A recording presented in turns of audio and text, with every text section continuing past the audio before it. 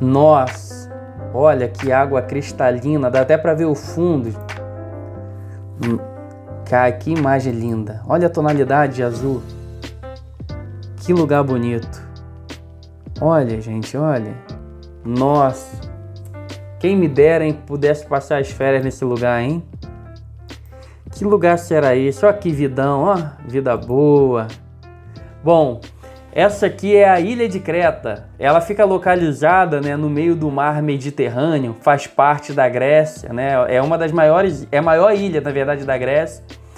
Mas eu não queria falar dessas imagens de hoje, eu queria voltar no tempo. Cerca de quase 2000 anos atrás, o apóstolo Paulo, né, ele, após ser solto da sua prisão de Roma, na verdade, o livro de Atos dos Apóstolos termina no capítulo 28, falando de Paulo preso em Roma, a sua primeira prisão.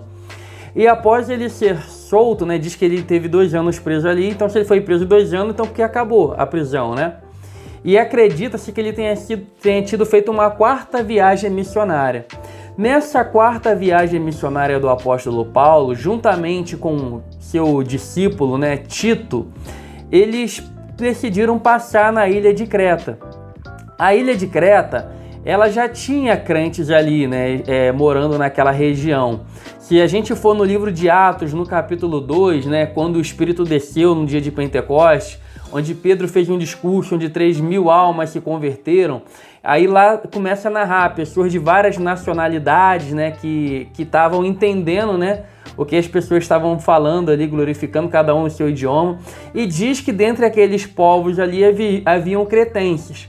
E se a gente lê no livro de Atos lá, que eles perseveraram na doutrina dos apóstolos, né, mas depois essas pessoas foram cada um para a sua localidade. Então o povo de Creta, né, então 30 anos antes, né, do apóstolo Paulo passar aqui, eles tiveram contato com o evangelho, né? Eles se converteram a Cristo. No entanto, Creta era um lugar onde passavam-se piratas, era uma ilha muito, né, como ela ficava aqui no meio do mar Mediterrâneo, né, a melhor forma de locomoção mais rápida que existia na época era através das navegações. E na ilha de Creta haviam várias cidades e haviam vários portos. Então por que o apóstolo Paulo decide passar na ilha de Creta? Porque era um local de grande fluxo de pessoas, então era muito melhor para poder, era muito mais fácil, né, para que o evangelho fosse divulgado. O apóstolo Paulo tinha isso como uma estratégia clara. Ele procurava lugares movimentados, grandes centros, porque o evangelho, né, se difundiria de forma mais rápida. Então, só que o povo lá de Creta, eles na verdade eram um povo que não tinha uma boa fama, uma boa reputação. A conduta deles não era das melhores. Uma pessoa, né, que era chamado de cretense era sinônimo de ser chamado de mentiroso. Era um povo enganador, era um povo que meio corrompido, sabe? Que tinha desvios morais acentuados. E o povo, né, que tinha se convertido, né, os crentes que moravam naquele lugar, eles se deixaram influenciar pela cultura local.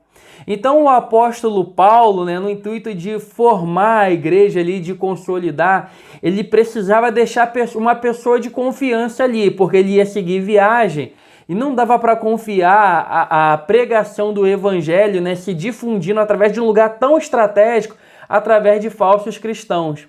Então ele precisava deixar alguém ali de confiança e essa pessoa é Tito. Paulo vai embora, Tito fica ali com a missão de organizar a igreja. Passados certos tempos depois, Paulo decide escrever uma carta para esse discípulo amado, esse homem de confiança, essa pessoa que quando chegava no lugar irradiava alegria, né? E essa pessoa era Tito. Então, nesse contexto, Paulo escreve essa penúltima carta, né, que nós vamos estudar nessa série, né? A carta de Tito. Então, eu não me apresentei ainda, né? Se você não me conhece, eu sou o Thiago Fernandes. Seja bem-vindo à nossa Escola Bíblica Dominical, todos os domingos, a partir das 9 horas da manhã, nós postamos um vídeo novo. Nós estamos estudando a revista Palavra e Vida, é a revista de jovens e adultos da Convenção Batista Fluminense. Ela está no seu ano número 17, quarto trimestre de 2021, é o número 70. Ela foi escrita pelo pastor Ronaldo Silveira Mota e a lição é de número 12. Ponha em ordem a carta de Paulo a Tito. Então vamos lá, vamos comigo? Carta de Paulo a Tito! A carta de Paulo a Tito, ela é uma carta pequena, ela tem apenas 3 capítulos, rapidinho, né? Dá para ler essa carta inteira. O título da lição, né, conforme já falamos, é Ponha em Ordem. O autor estruturou essa lição em 3 tópicos. Primeiro, completando a organização da igreja. 2, confrontando as heresias. 3, instruindo sobre a conduta cristã. Depois ele conclui e depois ele faz um pensar e agir. Então vamos lá, iniciar a lição. Tópico 1, completando a organização da igreja. Nós vamos ler o texto bíblico, Tito, capítulo 1, versículos 5 a 9. Se você tiver com a tua Bíblia, então pode acompanhar na tela aí. Diz assim a palavra de Deus, a partir do versículo 5. A razão de tê-lo deixado em Creta foi para que você pusesse em ordem o que ainda faltava e constituísse presbíteros em cada cidade, como eu o instruí. É preciso que o presbítero seja irrepreensível, marido de uma só mulher e tenha filhos crentes que não sejam acusados de libertinagem ou de insubmissão. Por ser encarregado da obra de Deus, é necessário que o bispo seja irrepreensível, não orgulhoso, não briguento, não apegado ao vinho, não violento, não ávido por lucro desonesto. É preciso, porém, que ele seja hospitaleiro, amigo do bem, sensato, justo, consagrado, tenha domínio próprio, apegue-se firmemente à mensagem fiel, da maneira como foi ensinada, para que seja capaz de encorajar outros pela sã doutrina e refutar os que se opõem a ela. Então, nesse primeiro texto bíblico aqui lido, né, a gente dá para entender o seguinte: o apóstolo Paulo, ele fala para Tito, eu te deixei aí, Tito, em Creta, que é para que você possa organizar. Então Creta, ela era uma ilha grande, né? Tinham várias cidades. Então para que ele pudesse organizar a igreja, ninguém trabalha sozinho, correto? Então ele tinha que formar homens de confiança, né? Tinha que formar outros líderes, né? Constituir pastores, presbíteros, né? A expressão que ele usa aqui. Então aí eu botei aqui na tela, né, um checklist, né? Tem que ser irrepreensível, marido de uma só mulher, filhos de crente de boa conduta, os filhos têm que ser obedientes. Por que ele fala a questão da família, né? Porque da mesma forma como ele falou para Timóteo, né? Se a pessoa não governa bem a própria casa, não tem como governar a casa de Deus, né? Então o protótipo, né, da sociedade é a família. Então nós como chefe de famílias, né, precisamos ter os nossos filhos em sujeição, né, honrar a nossa esposa, ou a esposa honrar os vossos maridos, né? Então ele fala, não orgulhoso, não briguento, não apegado ao vinho, né, a bebida, né? Não ser violento, não ser ávido por lucro desonesto, hospitaleiro, amigo do bem, sensato, justo, seja uma pessoa consagrada, que precisa ter uma pessoa que seja uma vida devota a Deus, né? Tenha domínio próprio, ou seja, tem, né, o tipo de pessoa que não perde o controle com facilidade, sabe se controlar em situações adversas, apegado à palavra, capaz de encorajar a outros e refutar os hereges. E o que eu aprendo aqui de Paulo, né, que para que uma pessoa seja qualificada, né, para poder exercer a palavra de Deus, né, para poder pregar o evangelho, exercer essa função de ser líder, né, na casa de Deus, é preciso a pessoa ser qualificada. A pessoa precisa, né, e Paulo, da mesma forma como ele faz com Timóteo, ele deixa um checklist, ele deixa uma relação. Então, se você, como ele disse para Timóteo também, né, se alguém deseja esse cargo, essa função, excelente obra deseja. Então, vê se você se qualifica, né, nesses requisitos aí para que você possa ser de fato quem sabe, um pastor, um líder na tua igreja, colaborar. E o que chama mais atenção para mim é no versículo 9, ele fala assim, ó: e apegue-se firmemente à mensagem fiel, da mesma maneira como foi ensinada. Então o líder, né, o pastor, ele tem que ser amante da palavra, da mesma forma como foi ensinada. Então Paulo, ele se preocupa muito com a questão do ensino correto, da sã doutrina, né, do verdadeiro evangelho, para que você aprendendo corretamente, você vai ensinar corretamente. Então é muito importante você aprender corretamente a palavra de Deus, para que você não instrua pessoas, né? Para que não seja um cego guiando cegos, mas para que vocês conduzam pessoas de fato à presença de Deus de uma forma sadia e pura, que não formem falsos cristãos. Continuando aqui no versículo 9, né, como foi ensinada, para que seja capaz de encorajar outros. Então eu observei no apóstolo Paulo, depois que ele saiu daquela prisão, né, que é narrada lá em Atos, que termina em Atos capítulo 28, Paulo ele sai com um espírito mais de formação de sucessores, mais de delegar, né? Ele escreve a primeira carta para Timóteo e escreve essa carta a Tito, né? São cartas pastorais, chamadas pastorais, né? Porque é carta escrita para pastores.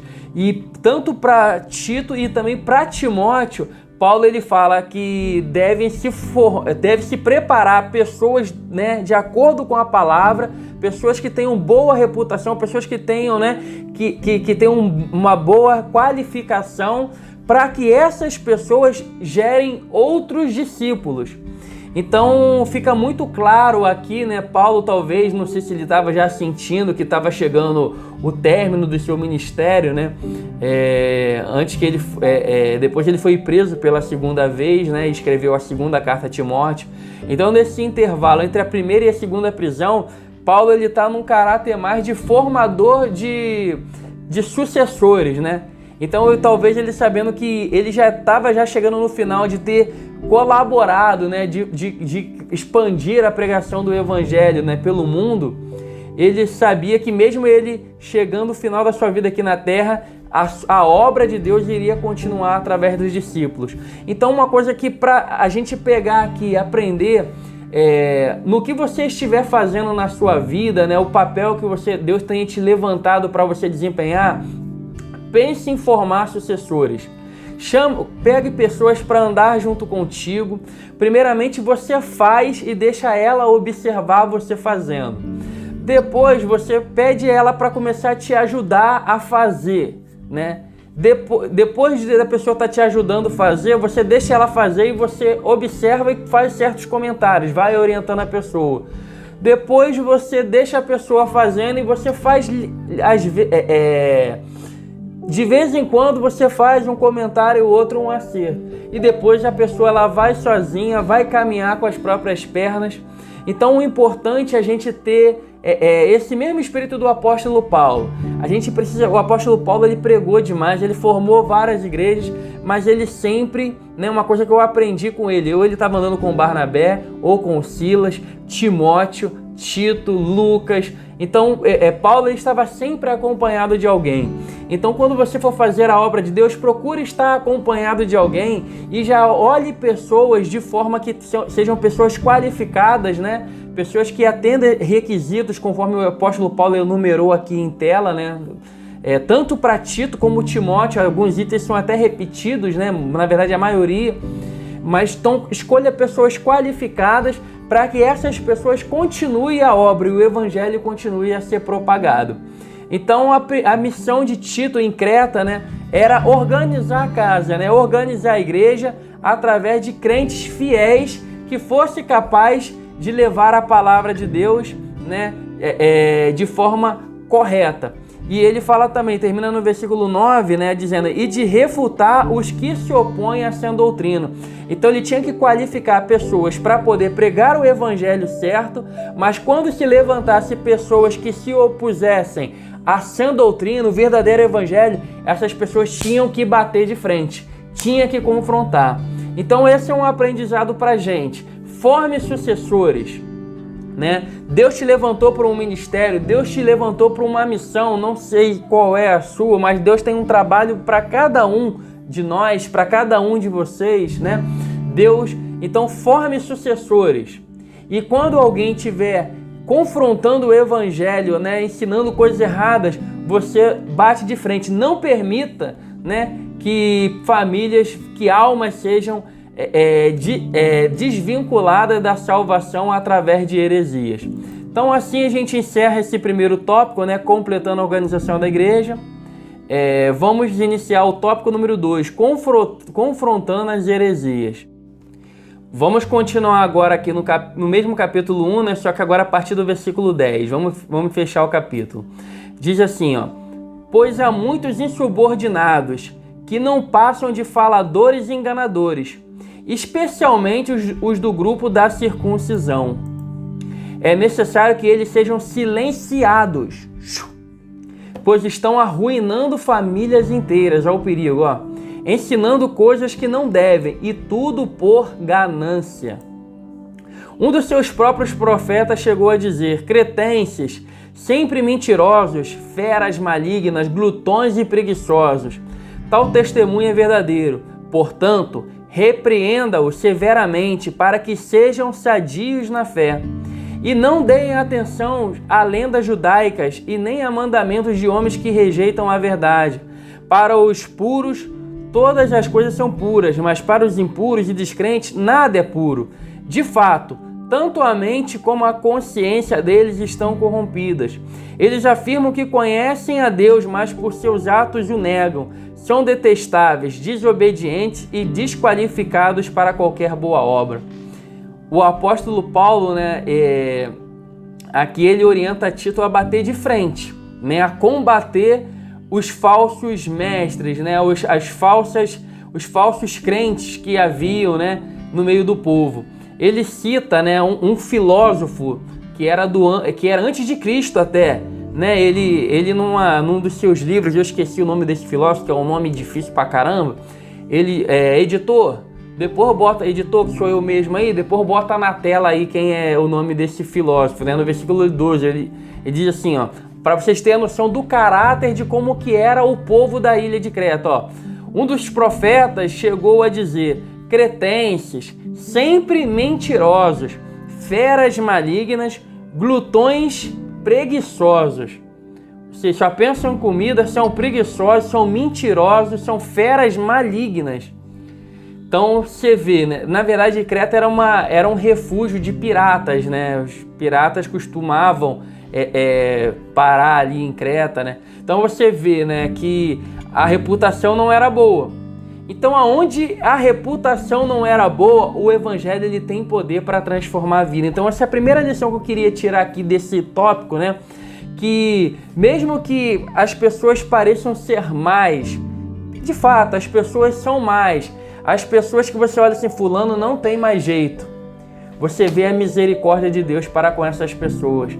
A palavra de Deus diz no Salmo 139, se a gente colocar a nossa cama no Sheol, ou seja, lá na sepultura, no mais profundo abismo, Deus estaria olhando pela gente. Então, uma coisa que eu aprendo aqui, né? Os cretenses tinham famas muito ruins, mas, no entanto, para a gente ter a noção do amor de Deus, se você se encontra, né, num abismo profundo, se você às vezes se achar que você não é digno, você não é merecedor do amor de Deus, de fato não é. Mas quando a gente entende para a nossa condição pecaminosa, a gente começa a ter um pouco de noção do tamanho do amor de Deus, porque, né, conforme diz no Salmo 139, no mais profundo abismo, Deus está olhando por nós, Ele está enxergando cada um de nós. Então aquela pessoa que nós falamos não tem mais jeito, fulano não tem mais jeito, é um caso perdido. Saiba que para Deus não é. O fato de Deus, da palavra de Deus ter chegado na ilha de Creta, foi por misericórdia de Deus, e Deus tinha plano para salvar pessoas aqui nesse lugar. Então não desista daquela pessoa, ok? E porque Deus não desiste de cada um de nós. Ele fala, ó, pois há muitos insubordinados. Insubordinados são pessoas que não respeitam, né? Não respeitam a autoridade, que passam de faladores e enganadores, especialmente os do grupo da circuncisão. Grupo da circuncisão, claramente, ele está fazendo menção aos fariseus, né, que tinham se convertido, que admitiram que Jesus era Senhor. No entanto, por ganância, né, eles falavam, queriam impor, né, um jugo para as pessoas e poder viver, né, através da fé das pessoas. Se vocês olharem para os dias atuais, não é muito diferente, não. Pessoas que fazem da fé um comércio, álcool em gel ungido, azeite ungido, rosa ungida, sabonete ungido, campanha disso, daquilo, outro, né? Então, na verdade, né, existe até hoje, né, o comércio da fé. A gente vê aqui na palavra de Deus, né, que na verdade isso não é novidade, é antigo. Mas Paulo, ele fala para Tito, bate de frente com isso, confronta isso. E por isso que eu aqui abertamente, né, eu critico esse tipo de coisa. Na verdade, a palavra de Deus, né, Deus ama as pessoas. Ele fala, é necessário que eles sejam silenciados, pois estão arruinando famílias inteiras, ensinando coisas que não devem, tudo por ganância. Então o evangelho, né, a salvação ela é pela graça, é grátis. A gente não tem que pagar nada para ser salvo, sabe? Deus enviou o seu Filho por amor. Então não se coloque no jugo de fariseus, de pessoas que estão, na verdade, arruinando almas, ensinando coisas que não deve, tratando coisas de formas espirituais que muitas vezes nem são espirituais, nem tudo é demônio. Então se apegue a essa doutrina, à palavra, para que você não seja, né, para que você também não seja levado, né, a ensinamentos errados. Então você domine as escrituras, estude a palavra para que você também possa combater, ter embasamento bíblico. Uma vez que você tiver embasamento bíblico, você conhecedor das escrituras, você vai falar, a pessoa vai gaguejar, não vai saber porque não tem domínio. Porque se você conhece verdadeiras escrituras, vai ser conforme a gente está falando aqui. A salvação, ela é pela graça, não existe... a lei, ela não é eficiente para salvar a pessoa. A salvação, ela é pela graça, mediante a fé em Cristo Jesus. Paulo diz, né, tal testemunho é verdadeiro, repreendo severamente para que sejam, no versículo 13, né, que eu estou, portanto, repreendo severamente para que sejam sadios na fé. Eu vejo a misericórdia de Deus novamente aqui. Embora essas pessoas, né, estavam ensinando pessoas erradas, levando pessoas para o buraco, né, a se desviarem do verdadeiro evangelho, Paulo fala que Tito tinha que repreendê-los severamente, bater de frente com eles, mas no intuito para que eles viessem a se arrepender. Ou seja, né, tu vês a misericórdia de Deus. Até aquelas pessoas que estavam ensinando coisas erradas, Deus deseja que essas pessoas se arrependam e também sejam salvos. O plano de Deus é que todos sejam salvos, inclusive aquelas pessoas que praticam coisas abomináveis, inclusive essas pessoas que levam pessoas a caminhos errados, que fazem comércio da fé. Deus espera que essas pessoas venham a se converter verdadeiramente e andar conforme essa doutrina. Aí, versículo 16, eles afirmam que conhecem a Deus, mas por seus atos o negam, são detestáveis, desobedientes, desqualificados para qualquer boa obra. Pesado, hein? Jesus, certa vez, ele disse o seguinte, que quando ele vier, muitos vão te falar assim, Senhor, Senhor, e ele vai falar, apartai-vos de mim, vós que praticaste a iniquidade. E ele vai falar, mas como assim, Senhor? No teu nome eu não curei, no teu nome eu não expulsei demônios, no teu nome eu não fiz milagres. Jesus vai falar assim, apartai-vos de mim que eu não vos conheço. Vai ter muitas pessoas, né, que vão ouvir esse tipo de coisas. E Paulo, ele fala a questão que eles são desqualificados para toda boa obra. Como que eu posso saber se as pessoas podem ser qualificadas? A Bíblia diz que é pelos frutos que nós conhecemos as árvores. Então, voltando aqui no capítulo anterior, né, saber a qualificação aqui, ó, irrepreensível, marido de uma só mulher, filhos de crentes de uma boa conduta, filhos obedientes, não orgulhosos, não briguentos, não apegados ao vinho. Ou seja, o nosso testemunho tem que falar mais do que as nossas palavras. Então, vigie, caso você esteja servindo de pedra de tropeço, né? Não seja uma vergonha para o Evangelho. Até porque Deus te ama também. E se essa palavra está chegando a você, é que Deus quer te dar uma oportunidade para que você venha mudar de atitude. Deus não desistiu de você. Então, se apegue à palavra, se qualifique, né, conforme a palavra de Deus e faça a obra de forma correta. Amém? Continuando aqui, versículo 9. Evite, porém, controvérsias tolas, genealogias, discussões e contendas a respeito da lei, porque essas coisas são inúteis e sem valor. Sabe aquela pessoa que só quer debater? Tipo assim, às vezes quer debater não para poder ensinar aos outros, mas quer debater só para mostrar que tem conhecimento. Paulo ele fala para Tito, sai fora dessas coisas, foge dessas coisas. Evita controvérsias tolas, genealogias sem fim, discussões e contendas a respeito da lei. Então, debate que não for para promover edificação, que seja para as pessoas apenas se vangloriarem, sai fora disso, isso não leva a nada. Ele diz no versículo 10, quanto àquele que provoca divisões, advirta-o uma e duas vezes, depois disso rejeita. Ele fala, chamar a atenção nesse versículo 10, se uma pessoa está provocando divisão no meio do povo, ele fala, você repreende. Se a pessoa não toma jeito, você depois repreende de novo. Quando a pessoa insiste no erro, a Bíblia fala, depois disso rejeita, deixa para lá, lança a mão dele, entrega na mão de Deus. 11. Você sabe que tal pessoa se perverteu, está em pecado e por si mesma está condenada. Então, gente, a Bíblia considera, se for ler o livro de Provérbios, que a repreensão é uma prova de amor de Deus para conosco.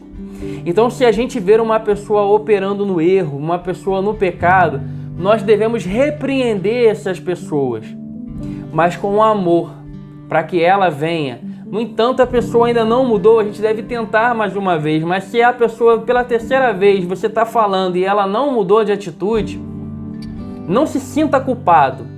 Paulo ele fala assim, essa pessoa se perverteu e está em pecado, ela prefere ficar no pecado.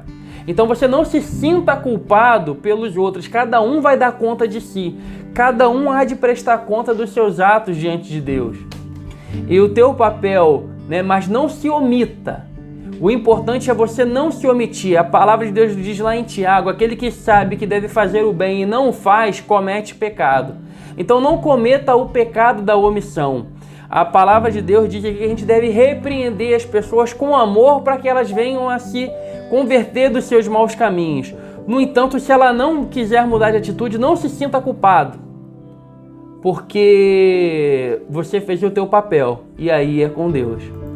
E aí a gente encerra esse tópico, 2 também, confrontando as heresias. Tito capítulo 2, versículos do 1 ao 10, diz assim a palavra de Deus. Na verdade, antes de explicar o que vai acontecer nesse texto aqui, instruindo sobre a conduta cristã. A gente viu no início que Paulo, ele fala para Tito, organizar a igreja. Só que ele começa falando através da liderança. Ele fala sobre os pastores, para constituir presbíteros, nas igrejas. E ele fala que essas pessoas têm que ter qualificação, têm que ter uma boa conduta. E aí, depois de organizar os líderes, ele vai começar a falar sobre os membros. Aí vamos lá, você, porém, fale o que está de acordo com a sã doutrina. Aí ele vai começar a separar por grupo de pessoas, por faixa etária e por sexo. Olha só, vamos lá. Primeiramente, o primeiro grupo que Paulo orienta a Tito a respeito da conduta é dos homens mais velhos. Aí qual é a expectativa? Ensine os homens mais velhos a serem sóbrios, dignos de respeitos, sensatos, sadios na fé, no amor e na perseverança. Então são algumas instruções de você que é mais velho, né? Uma coisa que eu aprendi essa semana na nossa reunião dos professores, né? É que os mais velhos não quer dizer necessariamente a pessoa ser mais velha cronologicamente, né? Na idade. Mas às vezes a pessoa já tem bastante tempo de casa, de igreja, sabe? Então é mais velho, né? Nesse sentido também. Vamos lá, o segundo grupo, né, que Paulo ele fala para Tito falou dos homens mais velhos. Aí agora ele fala para as mulheres mais velhas. Semelhantemente, ensine as mulheres mais velhas a serem reverentes na sua maneira de viver, a não serem caluniadoras, nem escravizadas a muito vinho, mas a serem capazes de ensinar o que é bom. Aí uma vez que você, né, qualificou as mulheres mais velhas, elas são aptas para poder ensinar as mulheres mais jovens. Aí Paulo começa a falar como que a expectativa para as mulheres mais jovens. Assim poderão orientar as mulheres mais jovens a amarem seus maridos e seus filhos. 5. A serem prudentes e puras, a estarem ocupadas em casa e a serem bondosas e sujeitas a seus próprios maridos, a fim de que a palavra de Deus não seja difamada. Naquela época não existia a questão da mulher trabalhar fora, né, conforme acontece no nosso tempo. Então a mulher ela se dedicava exclusivamente a cuidar da sua família, do seu marido, né, dos seus filhos.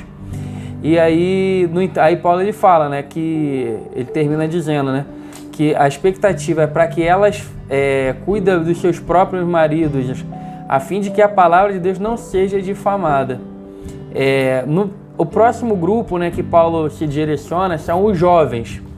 Ele fala, da mesma maneira, encoraja os jovens a serem prudentes. Porque jovem muitas vezes é avoado, né, vai pelos impulsos da juventude, né? Ele fala assim, jovem, você tem que ser prudente. Em tudo, seja você mesmo um exemplo para eles. Olha só uma coisa que eu queria destacar aqui. Não apenas de palavras, mas de atitude. Paulo fala que Tito mesmo, ele como líder, ele tem que ser um exemplo. Todo mundo é líder de alguém, nem que seja de si mesmo. Tito, né, tinha a missão de pregar, de ensinar, mas também de se comportar de maneira adequada. Ou seja, o que eu aprendo aqui é que nós devemos nos portar de formas adequadas também. Pregar através do testemunho, pregar através do bom exemplo. Vamos lá, versículo 7, né? Em tudo seja você mesmo, Tito, um exemplo para eles, fazendo boas obras. Em seu ensino, mostre integridade e seriedade. Use linguagem sadia, contra a qual nada se possa dizer, para que aqueles que se lhe opõem fiquem envergonhados por não terem nada de mal para dizer a vosso respeito. A gente como crente, a gente tem que ter uma postura correta, nem se desviar nem para a direita nem para a esquerda. A gente tem que ter uma postura correta, de modo que as pessoas que vierem se levantar para tentar nos defamar, elas se sintam envergonhadas por isso, porque não tem do que nos acusar.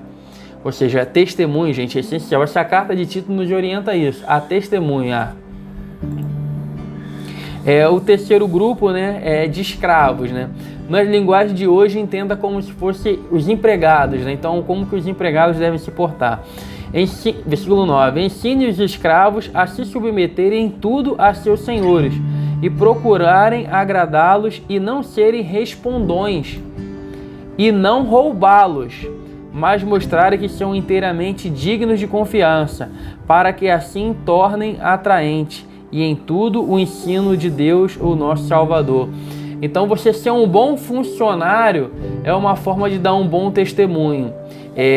No segmento que eu trabalho da construção civil, né, muitas vezes a gente via lá o pessoal na hora do trabalho, né, crente, né, atrapalhando o trabalho para ficar falando do evangelho, da pregação, né, falando de Bíblia, né, o tempo todo. E com isso o trabalho não rendia. Na verdade não é essa expectativa que Deus tem de nós, né? a gente tem o tempo, né, para poder pregar a palavra, né? E aquele momento ali de você trabalhando, você sendo honesto, fazendo o teu melhor, essa é uma forma de você pregar a palavra de Deus. A tua conduta vai falar mais do que as tuas palavras. A tua palavra, né, a tua pregação vai ser a cereja do bolo, porque você tem todo um contexto, tem todo um embasamento de boa postura, de bom comportamento, inclusive de ser um bom funcionário. Aí ele fala, não roubando, né, os seus patrões, né? Se alguém rouba, né, na verdade, o teu chefe, isso não deve ser praticado. Mas também eu queria chamar a atenção para uma situação. Muitas vezes, o nosso patrão, o nosso chefe, eles pagam pelo nosso tempo, né? A gente tem uma carga horária a cumprir, né? Desde a hora que entra até a hora que sai. E muitas vezes, quando a gente fica morcegando, dando o nosso cego, né? Você está fraudando, roubando o tempo que a pessoa está te pagando. Então fique atento em relação a isso. Então dê o seu melhor no seu trabalho, né? Não defraude, porque a preocupação de Paulo diz, para que assim tornem atraente em tudo o ensino de Deus, o nosso Salvador. Porque se você agir de forma errada, né? As pessoas vão falar, pô, mas fulano não é crente? Não tem jeito, a gente tem até um dedo apontando pra gente, né? Então que a gente precisa ter boa conduta, assim, também trabalhando, né? E uma coisa que eu aprendo aqui, Paulo, quando ele orienta Tito, ele divide por sexo, por faixa etária. O que me chama a atenção é que para Deus, cada um é especial de um jeito, cada um tem uma necessidade, cada um tem uma oportunidade de melhoria. Então Deus não olha para nós como um grande pacote de seres humanos. Deus olha cada um de nós individualmente. Deus, ele olha para você individualmente e ele quer tratar você individualmente. Ele quer tratar as suas feridas, ele quer tratar as suas dores, ele quer tratar os seus erros, ele quer te amar exclusivamente. Então uma coisa que eu aprendo aqui nesse capítulo 2, né, de Tito, é isso, que você é especial para Deus, né? Seja você homem, seja você mulher, você é especial para Deus. Com isso a gente encerra essa lição. Paulo, né? Ele entendendo, né, que já estava velho, né?